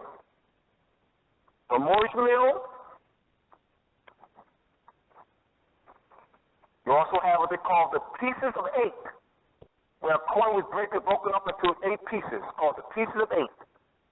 The Moorish meal as well. The Moorish meal was a standard throughout the world. And the dollar was based off the Moorish meal. So the definition of dollar has never changed. The definition of commerce has not changed. It's not based on what statute, this statute, that statute means this statute. And at a time, the context change meanings. Does the context change meaning? So we need to look at context clues to determine meaning. That came about through the semanticist movement. The semanticist movement played that game on you. The context clues, context change meaning game was created. Look it up. The general semanticist movement created this game, modern game, that they're playing today in schools of looking at the context clues for the meaning. They don't teach etymology in school. They teach the general semanticist paradigm to control your mind, to get you away from the etymology of the word, to steal your birthright. All right? How's that? Great answer. So that's basically what happened, along with other words like Negro, black, colored, etc. They never really meant our identity, but how it's been right. No, exactly. used. Right. So same thing. Right. All right. Questions. So you have connotated meanings that are developed over the period of centuries. Yes, please. This is so old. It's from the beginning of etymology and the thought of etymology and etc. that you have taught to us. Clear up for us right now, connotated and denotated, because sometimes you still get it confused. What we say. So long. All right. I'm like, wait a minute. Yeah, this is. Thank you. Let me just say this. Thank you. To me means. All right. Conno means with the notation or with it, and denote means to take from it. get a new way of remembering it, and so there's many others, I'm sure, that you could just break that. Because the most important thing is connotative words and denotative. One means that it alludes to what it is, but it's not. And the other means that it is from it. And they use a lot of one of those to trick you. Like it connotes something, but it ain't really it. Or denotes something. I don't know which one is which now. I'm confused. I'm confused anyway. Because it's something that needs to be cleared. All right? Continue talking. I gotta write these down. Continue talking. I gotta write these down. Anybody else ever asked that question? Marker. Yes, those who've taken an etymology class has. Doesn't But many of you, most of you have never. This is a great question on the survey. How many of you have never done an etymology class? There it is. Now look at that. Really, put your hands up. Look. That's how many. I know. Yeah, I know. That's a. Now, yes. isn't that interesting? But we all graduated school, right? Some even college. And you found out that you college education, and she said, really didn't teach anything either, because if you look up the true word of college, it has something to do with the political. Ms. Martin, do you remember off the top of your head the true meaning of college? To a degree, we looked it up and we were mind-blowing. I recall there was something to the nature as an organized society department. I don't remember all the top of my head, but it's a group of people bound together by law, not by like institutional. We can't hear you. You're not. The mic's not on or something. It's essence of a group of people being bound together by law. Doesn't really have anything to do really with the aspect of being in the same or part of the same institution corporately. Like, you know, they got different quote-unquote universities. It's not really that. No different than you have the electoral college. Right. You know what I mean? So called the priests, the cardinals, and the bishops, etc. They would consider the college. A college, right. You know what I mean? Together by law is what college means. Look at where, I mean, like education itself is absolutely, anybody ever looked up that word? Well, if you didn't concern yourself with etymology, you probably did not. And education has absolutely nothing to do with any institution at all. At all. Did you pull up the definition of education, bro? We're going to read to you right now the definition of education. Our people definitely ain't being educated. So. Our people are not being educated. Oh, no, not being educated, because we think education has something to do with an external institution when it does not. Are you ready now? Okay. I just want to read education real quick, and then we'll bring us back to that. All right, so followers who went to school, got a degree, was to college, got another degree, right? Got a master's too. Here's the definition of education, and then we'll take it back to the etymologist. Continue. Education. Latin, educational. The bringing up, as of a child. Instruction. Formation of manners.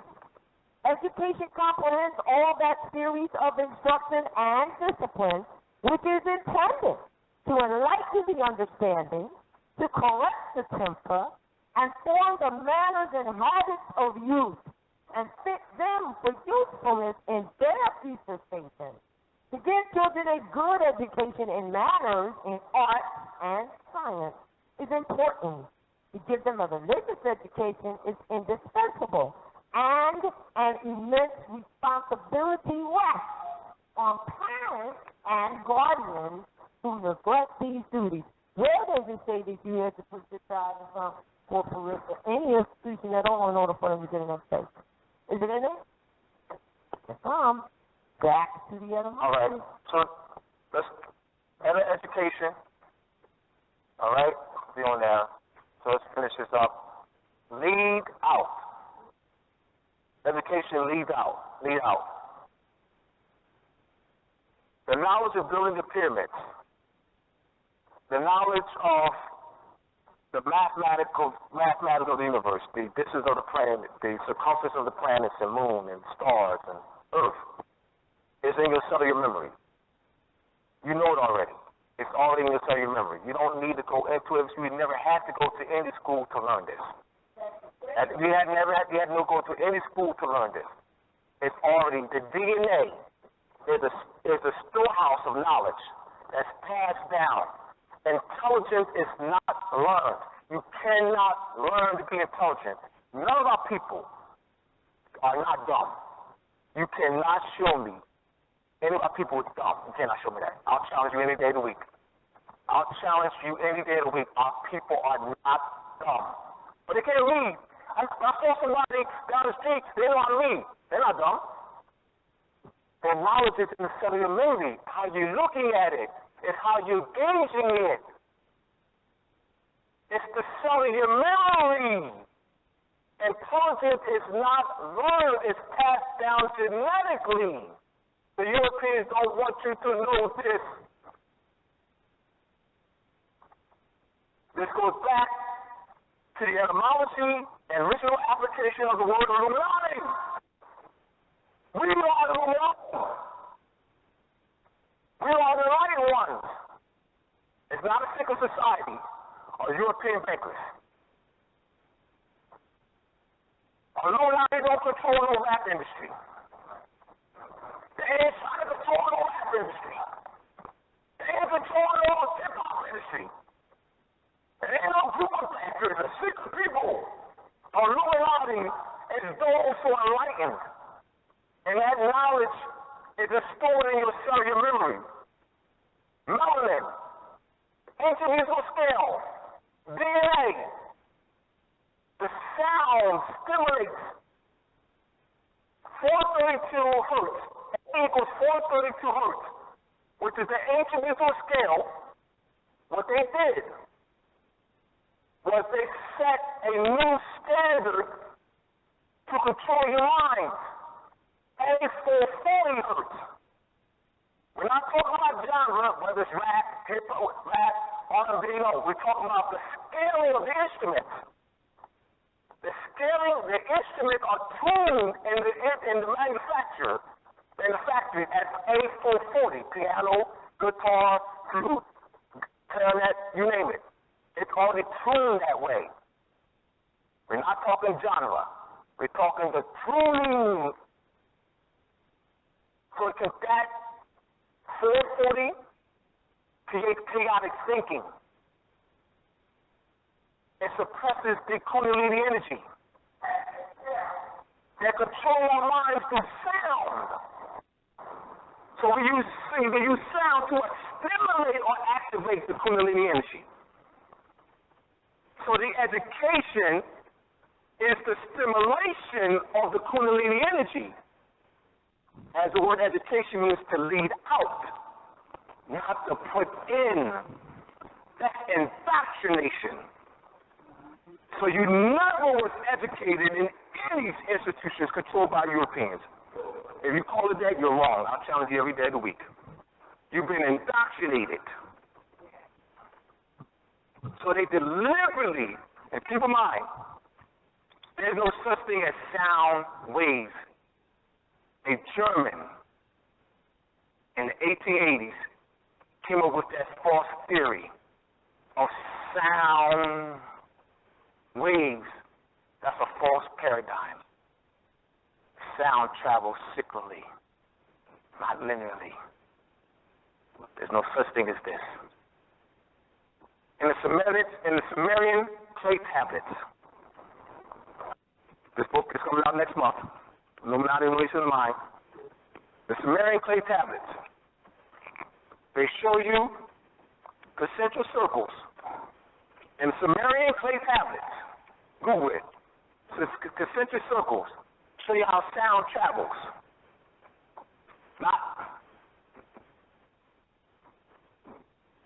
To say sound waves is false.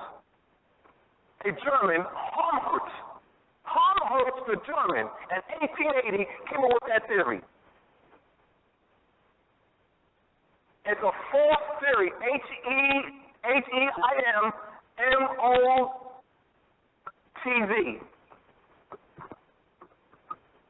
He came up with that theory. I'm going to finish. But that theory was to suppress the ancient knowledge. So the things that you learn, the theories that you learn in school is to suppress your divine mind, your Illuminati ability. You're not being educated by them. You're being indoctrinated. Of course, you want the piece of paper, which I understand. You want the piece of paper so you can get a job. You go to school to get a piece of paper and get a job. I want that. That's what I want. I understand. But don't think you're going there to be educated. You get a piece of paper to get a job, fine. At least you know why you're going. Education, no. You can spit those figures out all you want. You can spit them out like this. That means, man, I'm not impressed. They designed those theories to suppress ancient knowledge. This is a conspiracy to suppress the ancient knowledge of the ancient world. They create connotative meanings to suppress ancient knowledge of the ancient world. The Illuminati has nothing to do with some group of Albion men, group of bankers. Most Def, Illuminati. Kanye West, Illuminati. Lauryn Hill, Illuminati. Jay-Z, Illuminati. African Bambaataa, Illuminati. I am Illuminati. Kanye West, Illuminati. Jay-Z, Illuminati. Maze, Illuminati. Ain't got nothing to do with, come on, them. Come on, Kanye West. Ain't got nothing to do with that. Ain't got anything to do with a group of European bankers. So the Illuminati does not control the rap industry unless Kanye West, unless Mosi, unless they control the rap industry, which they don't. Illuminati don't control the rap industry. The fakers, one of the Illuminati, with very little melanin, control the rap industry. Oh, the big. Go ahead, Bob. Yes, Islam. To also add to the fact that like sound doesn't travel linearly. If you've ever had the experience of getting in contact with a Tibetan singing bowl, Thank you. Yeah, there you go. You would tap the bowl first, and then you spin it. You would rotate like the stick or whatever instrument you use around it, and then the more like intense you are, or like the more you're connected with it, like the louder like the sound will continue to get. And also just to add something else, a couple months ago I was assaulted, kidnapped, and I was threatened, under threat, duress, and coercion, and I have another court case coming up February 9th, and if anyone pretty much wants to speak or help me out or actually attend, to pretty much check me and make sure that I'm doing what's right, for the case, and doing what's right, for myself, and I'm not like causing any sort of embarrassment. You know what I'm saying? I would greatly appreciate that. Thank you. All right. Yes, ma'am. Hey, question up here. Hold on, brother. Yes. After this question, then we'll go right to that. Yes. Yes, thank you. the current meaning that Kanye West and them uses, that's connotated. The meaning that Kanye West and Mosi and them use, called the European bankers, Illuminati, that's connotative. Because I've never heard Kanye West and them call themselves Illuminati, which they are. And they need to, and they will learn to, because they will help me connect with them. I am, if you could help me as well, all right? Our book will be out next month. All right? Illuminati and Relation to Mine. All right? Go ahead, brother.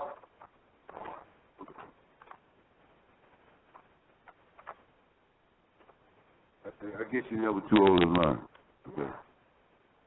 I have 55 years on the planet. I feel stupid right now, but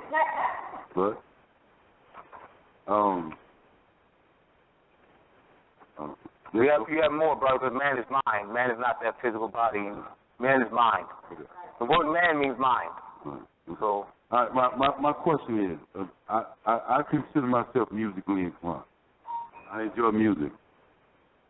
Now I have an understanding of scaling. That you want to tune your instrument at A430 to get a tunometer. Get a tunometer, and what you do, you get two guitars, whatever instrument you play, you get two of them, right? Two of them at A440, and two of the other one at A432. All right? Okay. So, is there a problem with listening to jazz? John Coltrane dealt with ancient musical scale. John Coltrane, all right, was one you want to listen to. Okay. All right? So jazz is... John Coltrane. Okay. John Coltrane. Right. I didn't say jazz. I said John Coltrane. I didn't say jazz. I said John, because they all didn't. They all did not melt to the musical scale. John Coltrane. John Coltrane. Yes. Thank you. Thelonious Monk. Thank you, Thelonious Monk. John Coltrane, yes. All right, so this, yes, not all of them. All right?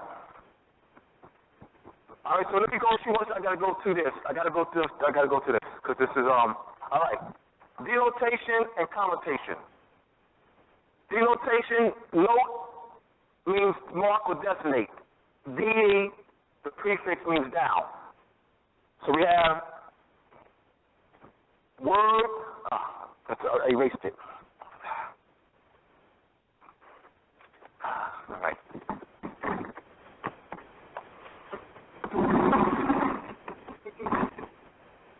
All right. What happened? Did you see something? Oh, I got you. Yes. Oh, I got you. Well, it's doing the job, so. Yep.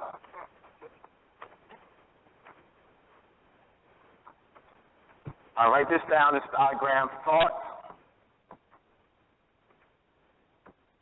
word, object, or referent,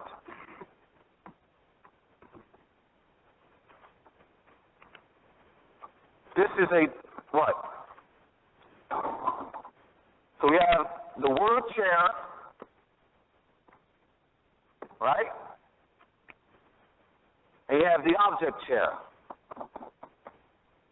So the word chair denotes what? The word chair denotes what?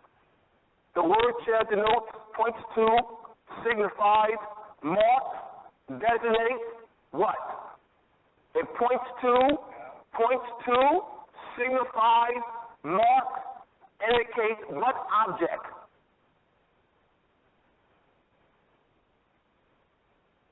It points to, signifies, indicates, marks, designates what object? Do what I'm doing. Everybody right now do what I'm doing. Those who are listening, what I'm doing is I'm pointing to a chair. I am actually pointing to a chair. The answer to my question, the word chair denotes, signifies, marks, and you have to point to a chair. To say the word chair, you're wrong. To say the word chair does not denote the word chair. The word chair denotes a physical object. That's the answer. To say chair, you're wrong. It does not denote the word chair. It denotes what? The word doesn't denote the word. The word denotes what? Thank you. What is in my hand? Eraser. The word eraser denotes, signifies, marks, indicates, points to what? All right, those who are listening, they're actually pointing to the eraser. Once again, the word eraser does not denote the word eraser. It denotes the object that's in my hand. All right? What is in my hand? All right, marker. Once again, the word marker denotes, signifies, indicates, marks, designates what? What's in my hand is what? All right, pointing. You just say point to it. If you point to it, you ain't got to say it. Just point to it. All right, those who are listening, they're actually pointing to the marker. That's the answer. It does not denote the word marker. It denotes a physical object. This concept will take you a long, long, long way. What the genosemanticist did, The symboliographers did was remove the reference points to words, the signifiers, the markers, the pointers, thereby creating connotated meanings. All right? Thereby stealing your birthright, thereby suppressing ancient culture, ancient thought, ancient knowledge, ancient science, thereby creating false jurisdictions.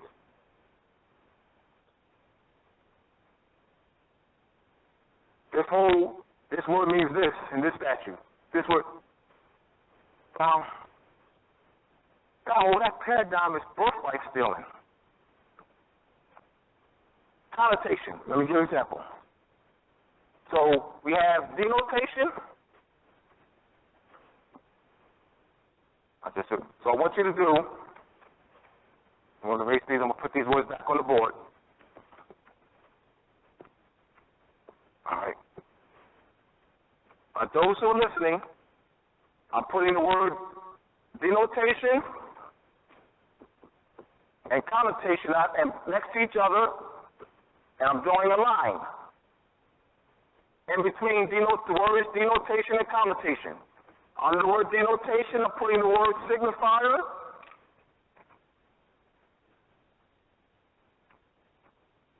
Signifier, marker, designator, pointer, indicator. All right?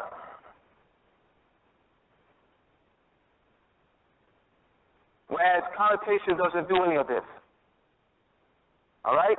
Also, with the word denotation, we're putting the word concrete. Concrete. Under the word connotation, I'm putting abstract. Abstract for connotation, concrete for denotation. Concrete. Chair. Concrete. All right? Concrete. What the Greeks did, in translating the Septuagint from the Hebrew into Greek, they used a system of abstract thought, connotation, removing the Hebrew language is an agricultural-based language. You have the word and the object in the context of agriculture. What the Greeks did was they wanted to suppress that. They wanted to suppress culture, agriculture, counter-making, map-making. So they deliberately removed the reference points, thereby creating connotated meanings. The reference point to God is removed. Allah removed. Jehovah is removed. Jesus removed. They removed the reference points. So it's abstract. You can't point to anything. Doesn't signify. Designate. This is where etymology, because etymology gets you back to this. The signifier, marker, designator, pointer. All right? Questions? How's that, Ross? All right? Good. Uh-huh.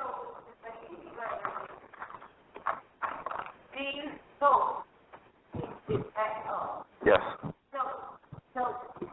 Oh, sorry, I gotta remember you did. So the easy way is denote means it actually is denoting, pointing to that which actually is. Yes. And connotate means that it's connotative, it ain't really the real thing. It's added, like you're calling it that now, but that's not really what it is or ever was. Yeah, it's abstract. It's abstract. It's abstract. Like, let me give you an example. All right. The reason I had a problem is because let me give you an example. Good. Con means with, like conscience means with science, and you have a conscience. And so when you look they're adding. They're adding, so they're adding something with the actual in this case. All right, so let me give you an example here. The word consider. All right, let's look at the word consider. All right? The word considered, city Arabic means star. If you look at the entry-level meanings, all right, those who are listening, the entry-level meanings are those definitions that are in the dictionaries that are numbered 1, 2, 3, 4, 5, 6, and so forth. They're called entry-level meanings. The etymological brackets, and the etymological brackets for the word consider, you'll see to observe the stars carefully. But you won't see that reference. You won't see any reference to star in the entry-level meanings. So observe the stars. They removed that. They removed stars. So now consider, a ponder, to think, to observe. That's one way in which connotative meanings are created. By removing the reference points.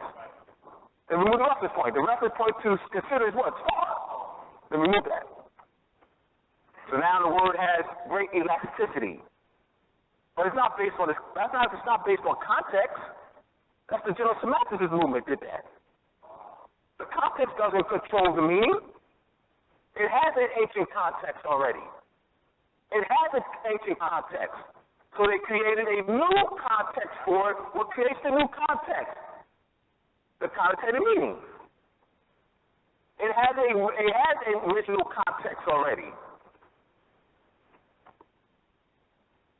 So by suppressing its original meaning or its etymon, they play that gentle semantics game. Oh yeah, it means this and this meaning, that statue. It means this and this statue. It means this and this statue. You gotta really know what the word means in a particular statue. You gotta play. Nah, I thought that's the gentle semantics movement. The word common don't change. It doesn't include agriculture, stuff like that. And these different Supreme Court jokers, man, please. It's political. They don't deal with no law. They don't push no law. They say that they're politics. They're personal politics.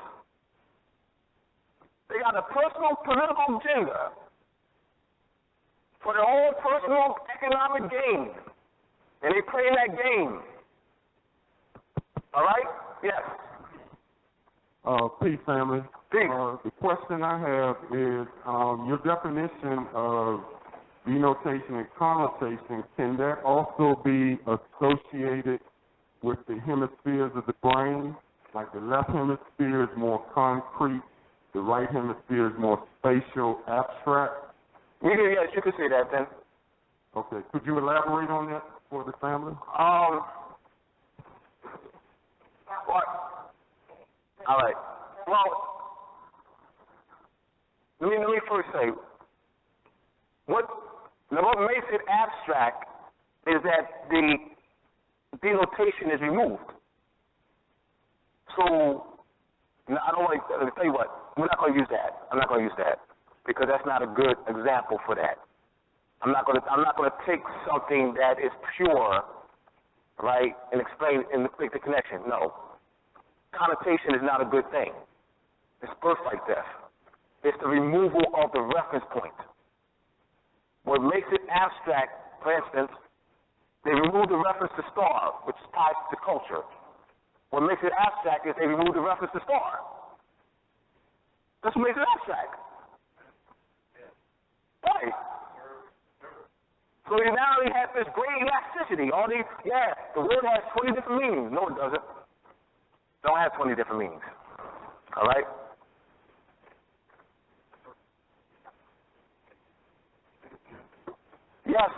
Yes. How do you find that out? Go to the etymology. Find the etymology. Just find the etymology. The etymology will let you know it's because you created what? Measure. If you don't know what's etymology, you have nothing to which to measure. We're going to have to end. I want to thank you again. All right? Thank you. It's mom. It's my damn man. Mic is not working? This mic is working. Hold on, everyone. We got a couple of things that we must do. First of all, we have to say our invocation out, or meditation out, which we'll do in a second. But before that, I just want to say thank you for the class, Abdullah. Welcome. And earlier the question was asked, does the word change its meaning? That's why I said search the etymology. And the brother, Ms. Rahim, said, if I said to you, state your case, or if I said we're going to another state. Now you got to go look at what state means to understand what is being said here tonight. Because the state is any group of people in a fixed territory abiding by the same rule of law. So state is state of mind. So if you state in your case, it's the state is it's what's going on around you. You understand? It's a state. All right. So that would be another example of the importance of etymology. The other is, how many people tonight are new tonight for the first time here? All right. This is first. The campus over there for Jamal. Again, show of hands. Who's here for the first time tonight? We got a little packet for you. Small hands are showing down. Oh, you mean you're going to get some? Yeah. Oh, brother. Yes. RVBey. You travel from how far? All right. Huh? All right. Thank you. Missouri. Please give him a welcome hand here from Missouri. Missouri. What's Missouri mean? Miss, what is the etymology of Missouri, Ms. Rahim? Do you know? What is Missouri? Yeah, I don't know. Rushing water? All right. All right, I don't know. They're good. All right, that's what it means. Anybody else here for who's talking? Anybody else? For the first time, raise your hand to get the packet that we have to give you. All right, this is first. Over here is another brother. Who's the person with the packet? Oh, right here. He's sitting right back here. All right. Islam. Right here. Islam. Anybody else? Islam. Yes. Cut your mic on. I think it died. Oh, here. Oh, so, where you been? Islam. From the reference of Webster's Unabridged Dictionary, 1936, the addendum to a dictionary of the English language, it says Missouri comes from the Asiatic appellation signifying muddy, according to this reference. Yeah. Muddy. Yeah.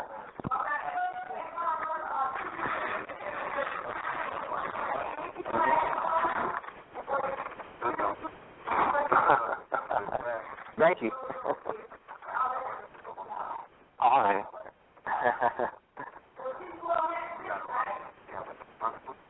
I gotta get out. I'll get a ride. I gotta get a ride downtown. All right.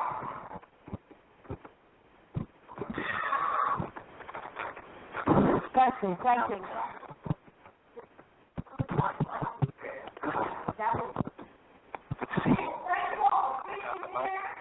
Oh. Thank you. I didn't see that. Allah, Father of the universe. Father of love. Truth, peace, freedom, and justice. Allah is my protector, my guide, and my salvation, by night and by day. Through his holy prophet, through Ali, also known as Sheikh Sharif Abdullah Ali. Amen. Peace and love.